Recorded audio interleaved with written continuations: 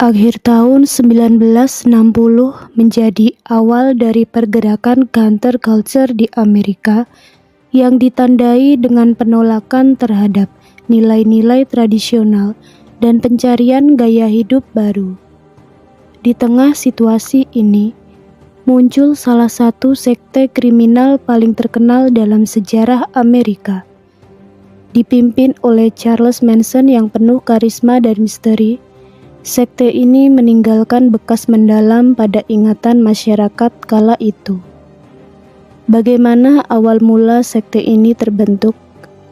Apa saja kontroversi yang mereka lakukan hingga menjadi sebuah mimpi buruk bagi masyarakat?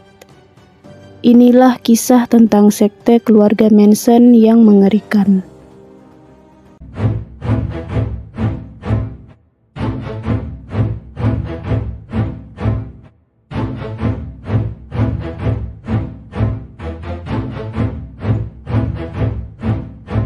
Charles Manson lahir pada 12 November 1934 di Ohio.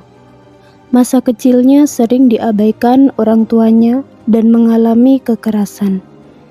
Ibunya adalah seorang pecandu alkohol dan kadang melakukan tindak kriminal, sehingga Charles Manson harus bertahan hidup seorang diri. Sejak kecil, Charles Manson sudah sering bermasalah dengan hukum. Saat dia dikirim ke sekolah reformasi di Indiana, situasinya justru memburuk. Di sana, dia menghadapi lebih banyak pengabaian dan perlakuan buruk yang membuatnya semakin antisosial. Pengalamannya di Indiana Boys School berdampak besar pada hidupnya. Di tempat itulah dia belajar bahwa kekuasaan sangat penting untuk bertahan hidup. Saat dewasa, dia menerapkan pelajaran ini untuk memanipulasi orang lain. Tak lama setelah pindah ke California bersama istri pertamanya, Rosalie Jean Willis, Charles Manson ditangkap karena kejahatan kecil. Di saat Manson berada di penjara, Willis melahirkan anak pertama mereka, Charles Manson Jr. Namun Willis dan bayinya kemudian meninggalkan Manson untuk pria lain. Selama bertahun-tahun, Manson keluar masuk penjara dan menjadi sangat terobsesi dengan musik, terutama The Beatles. Di penjara, dia belajar bermain gitar dari perampok bank bernama Alvin Karpis. Dalam 1 tahun, Manson menulis hampir 90 lagu. Manson kemudian mendalami lirik lagu Helter Skelter milik The Beatles yang dirilis pada tahun 1968 dan menjadikan lagu itu dasar filosofi brutalnya. Setelah keluar dari penjara lagi pada tahun 1967, Manson bertemu Mary Brunner, wanita berusia 23 tahun yang kemudian memberinya anak bernama Valentine Michael Manson. Keduanya tinggal di sebuah apartemen di San Francisco. Manson menggantungkan hidupnya dari mengemis dan mencuri.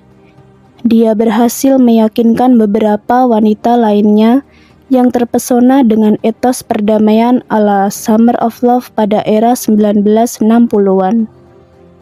Ini adalah awal dari terbentuknya Manson Family. Kepribadian Manson yang karismatik dan kemampuannya memanipulasi menarik sekelompok pengikut yang sebagian besar adalah wanita muda. Para pengikut ini yang merasa kecewa dengan masyarakat pada umumnya dan mencari rasa kebersamaan, menemukan kedamaian dalam ajaran-ajaran Manson. Manson menyebarkan pandangan tentang cinta, hidup komunal, dan visi apokaliptik yang dia sebut Helter Skelter, sebuah istilah yang dia ambil dari lagu The Beatles. Charles Manson terobsesi dengan konsep Helter Skelter yang salah ditafsirkan. Baginya, kata ini adalah tanda akan adanya perang ras besar. Manson berharap perang ini akan menghancurkan banyak orang dan membuka jalan baginya untuk meraih kekuasaan. Manson berhasil membuat para pengikutnya percaya bahwa mereka memiliki peran penting dalam misi ini. Kebanyakan wanita muda yang bergabung dengan Manson Family berasal dari rumah tangga yang hancur atau memiliki pengalaman traumatis. Manson memberi mereka rasa kebersamaan dan arti hidup, mengisi kekosongan yang tidak mampu diberikan oleh masyarakat umum. Pengaruh Manson begitu kuat sehingga para pengikutnya rela melakukan apa saja yang dia perintahkan. Faktanya, awal mula sekte Manson Family sebagian besar terdiri dari perempuan. Manson dikabarkan tinggal bersama sekitar 18 wanita, termasuk kekasihnya Mary Brunner. Mereka tinggal di apartemen Haight-Ashbury, dan saat itulah drummer The Beach Boys, Dennis Wilson, juga bergabung dalam sekte itu. Suatu hari, Dennis Wilson memberi tumpangan kepada dua perempuan yang ternyata adalah pengikut sekte Manson Family. Ketika Wilson bertemu keduanya untuk kedua kalinya, para wanita itu mulai bercerita tentang seorang pria, seorang guru yang misterius dan musikal bernama Charlie, yang menjadi tempat mereka bernaung. Dennis Wilson mengantar dua wanita itu ke rumah mereka dan akhirnya bertemu Charles Manson. Hanya butuh satu malam bagi Manson yang karismatik dan memukau untuk meyakinkan Dennis Wilson bahwa dia berbakat dalam musik. Saat itulah Dennis Wilson memutuskan untuk ikut menjadi bagian dari sekte Manson Family. Selama beberapa bulan, Manson tinggal dengan tenang bersama para anggota wanitanya di rumah Dennis Wilson untuk membuat musik dan menyebarkan ajarannya. Para wanita itu berperan sebagai pelayan untuk Wilson dan Manson. Meskipun Manson sering mengaku menentang materialisme, nyatanya mereka menjalani gaya hidup mewah selama tinggal di rumah Wilson. Ketika banyak dari mereka terkena gonore, tagihan medis sebesar $21.000 dibutuhkan untuk menangani situasi tersebut. Dalam kemewahan yang disediakan Wilson, Manson menggambarkan dirinya sebagai sosok mirip Kristus dan menyebut dirinya sendiri dengan sebutan Charles Willis Manson, yang jika diucapkan perlahan, terdengar seperti Charles Willis Manson. Lewat Wilson, Manson bertemu tokoh musik lainnya seperti produser Terry Melcher yang pernah menyewa rumah terkenal di Cielo Drive sebelum Sharon Tate dan suaminya, Roman Polanski, pindah ke sana. Namun, ketegangan mulai muncul antara Wilson dan Manson. Meskipun Wilson mencoba memasukkan musik Manson ke dalam bandnya, Manson tidak kooperatif dan bahkan mengancam produser Wilson dengan pisau. Wilson akhirnya merasa cukup muak dengan sikap Manson dan meminta seluruh anggota sekte Manson Family meninggalkan rumahnya. Pada tahun 1968, dengan tujuan mencari tempat terpencil untuk menerapkan gaya hidup komunal, sekte Manson Family pindah ke Spahn Ranch, sebuah bekas lokasi syuting di gurun California. Peternakan ini menawarkan lingkungan yang terisolasi di mana Manson bisa sepenuhnya mengendalikan para pengikutnya. Pemilik peternakan, George Spahn, adalah seorang pria tua yang buta dan dimanipulasi oleh Manson serta pengikutnya agar memperbolehkan mereka tinggal di sana. Kehidupan di peternakan itu diatur dengan hierarki ketat, di mana Manson berada di puncaknya. Mereka hidup dengan cara berpindah-pindah dan sering menjalani kehidupan keras, seperti mengumpulkan makanan dari alam dan mencuri jika diperlukan. Ajaran Manson semakin menyesatkan, di mana dia meyakinkan pengikutnya bahwa perang saudara akan segera terjadi dan mereka harus bersiap untuk itu. Manson menanamkan keyakinan bahwa mereka adalah orang-orang pilihan yang akan selamat dari kekacauan tersebut dan membangun kembali masyarakat sesuai dengan visinya. Keseharian keluarga Manson di Spahn Ranch merupakan perpaduan antara harmoni komunal dan disiplin ketat. Manson memimpin berbagai kegiatan kelompok, termasuk sesi musik di mana dia memainkan gitar dan menyanyikan lagu-lagu yang memperkuat ajarannya. Para anggota bersama-sama mengerjakan tugas, merawat peternakan, dan saling membantu, menciptakan rasa kebersamaan dan ketergantungan. Namun, di balik kehidupan yang tampak damai ini, terdapat sifat Manson yang manipulatif dan mengontrol. Sekitar waktu inilah, Charles Tex Watson bergabung dengan Manson Family dan di bawah pengaruh Manson, menjadi tangan kanan pemimpin sekte tersebut. Dalam isolasi gurun di peternakan luas ini, Manson semakin kuat menghipnotis para pengikutnya. Manson Family berkembang pesat. Selain Spahn Ranch, Manson menempatkan pengikutnya di dua peternakan lain di Death Valley. Ketika Martin Luther King Jr. dibunuh pada April 1968, Manson menyebut hal ini sebagai tanda perang ras yang akan datang. Dia mengklaim bahwa The Beatles juga meramalkan konflik ini, dan bahwa album bernama White Album mereka sebenarnya ditujukan kepada sekte Manson Family untuk memotivasi dan memimpin mereka. Keluarga Manson mulai mempersiapkan diri menghadapi akhir dunia di bawah arahan Manson. Namun, ketika perang ras yang diramalkan tidak terjadi pada tahun 1969, Manson memutuskan bahwa sekte Manson Family harus memulainya sendiri.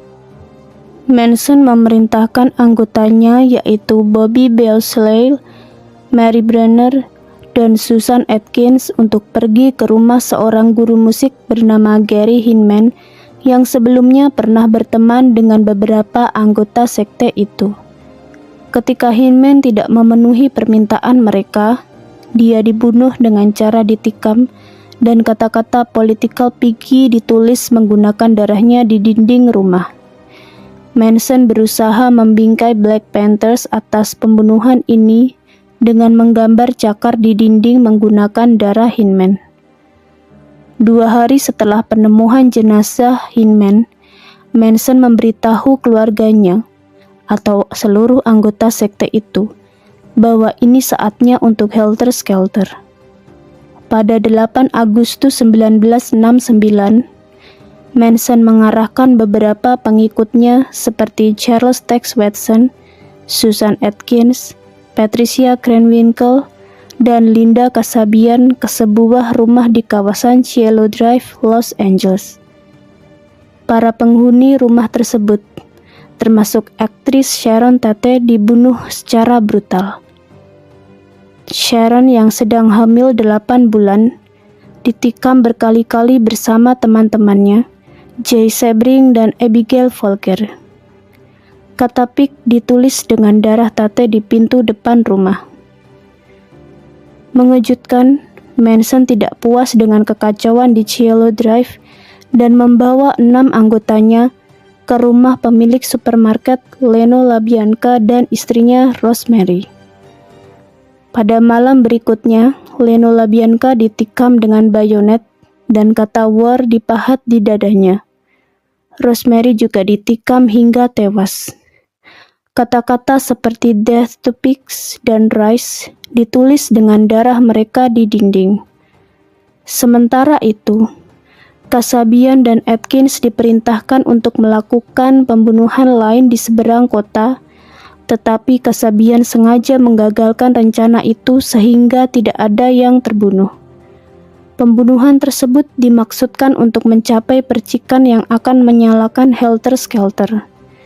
Manson percaya polisi akan mengaitkan pembunuhan itu dengan warga Afrika Amerika yang akan meningkatkan ketegangan rasial dan memicu perang ras yang telah ia ramalkan.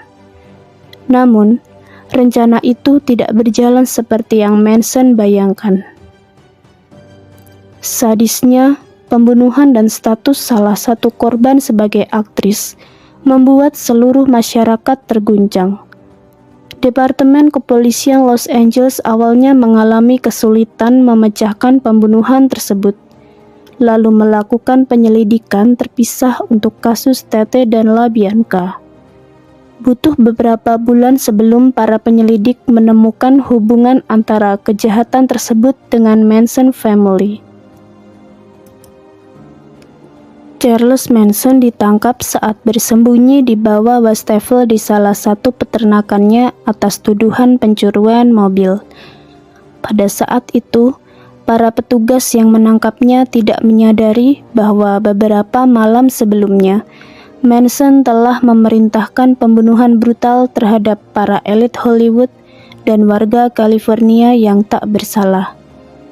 Titik terang terjadi ketika Susan Atkins, yang juga ikut ditangkap atas tuduhan pencurian mobil, mulai bercerita kepada sesama narapidana tentang keterlibatannya dalam pembunuhan tersebut. Pengakuan Atkins menjadi petunjuk utama bagi polisi untuk menangkap Manson dan beberapa pengikutnya pada Desember 1969. Tak lama, tepatnya pada Desember 1969, Linda Kasabian, Charles Tex Watson, dan Patricia Krenwinkel ditangkap. Kasabian secara sukarela menyerahkan diri dan memberikan semua informasi yang dia ketahui tentang kejahatan yang dilakukan oleh sekte Manson family. Sebagai imbalan atas kesaksiannya, Kasabian diberi kekebalan hukum, memungkinkan dia untuk bebas dari tuntutan atas keterlibatannya dalam kejahatan tersebut. Linda Kasabian menjadi saksi utama bagi pihak jaksa penuntut umum dalam kasus ini. Charles Manson, Susan Atkins, dan Patricia Krenwinkel didakwa dengan 7 tuduhan pembunuhan dan 1 tuduhan konspirasi, sementara Leslie Van Houten didakwa dengan 2 tuduhan pembunuhan dan 1 tuduhan konspirasi. Sidang yang dimulai pada Juni 1970 ini menjadi pusat perhatian media dan menarik perhatian publik. Perilaku Manson yang tak terduga, ditambah dengan loyalitas tanpa batas dari para pengikutnya yang sering mengganggu jalannya sidang, membuat masyarakat semakin tertarik mengikuti kasus ini. Tanda X yang Manson ukir di dahinya kemudian diubah menjadi swastika sebagai simbol penolakannya terhadap masyarakat. Tindakan ini diikuti oleh pengikut setianya, termasuk Atkins, Krenwinkel, dan Van Houten, sebagai bentuk kesetiaan mereka yang mendalam. Dalam persidangan, Jaksa Vincent Bugliosi memaparkan argumen kuat yang menekankan kontrol Manson atas para pengikutnya dan visi apokaliptiknya tentang helter-skelter. Sementara itu, pihak pembela kesulitan mengatasi banyaknya bukti dan kesaksian merugikan yang diberikan oleh mantan anggota sekte yang telah bekerja sama dengan negara sebagai saksi. Beberapa saksi bahkan dilaporkan dibius atau dibakar sebagai bentuk intimidasi agar tidak memberikan kesaksian. Pada salah satu sesi persidangan, Manson tiba-tiba melompat dan mencoba menyerang hakim, sementara anggota sekte yang hadir di bangku penonton menyanyikan lagu dalam bahasa Latin. She originally lied about Manson's role in the murders to protect him during their first trial.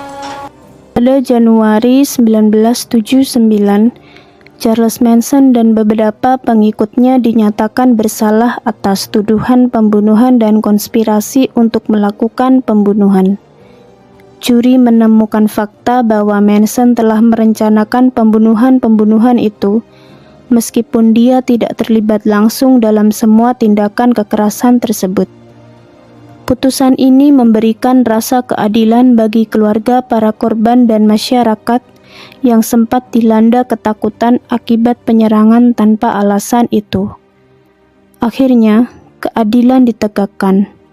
Pada 19 April 1971, Patricia Krenwinkel, Susan Atkins, Leslie Van Houten dan Charles Manson dijatuhi hukuman mati. Namun, hukuman ini tidak bertahan lama. Pada tahun 1972, Mahkamah Agung California membatalkan undang-undang hukuman mati, mengubah hukuman mereka menjadi penjara seumur hidup. Keputusan ini berarti Manson dan pengikutnya akan menghabiskan sisa hidup mereka di penjara, dengan kemungkinan untuk mendapatkan pembebasan bersyarat. Manson menghabiskan sisa hidupnya di penjara. Dia tetap menarik perhatian publik dan mempertahankan ketenarannya. Selama di penjara, Manson tetap memiliki pengikut yang terpesona olehnya. Bahkan dia melakukan banyak wawancara dan seringkali menunjukkan perilaku manipulatif dan tidak terduga seperti yang selalu dia tunjukkan. Charles Manson meninggal pada 19 November 2017 di usia 83 tahun. Sementara pengikutnya, termasuk Susan Atkins, Patricia Krenwinkel, dan Leslie Van Houten, juga menerima hukuman seumur hidup.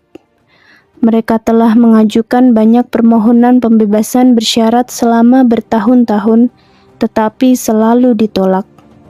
Susan Atkins yang menderita sakit parah ditolak untuk pembebasan dan meninggal di penjara pada 2009. Patricia Krenwinkel dan Leslie Van Houten telah mengungkapkan penyesalan atas tindakan mereka. Namun upaya mereka untuk bebas bersyarat ditentang kuat oleh keluarga korban dan masyarakat umum.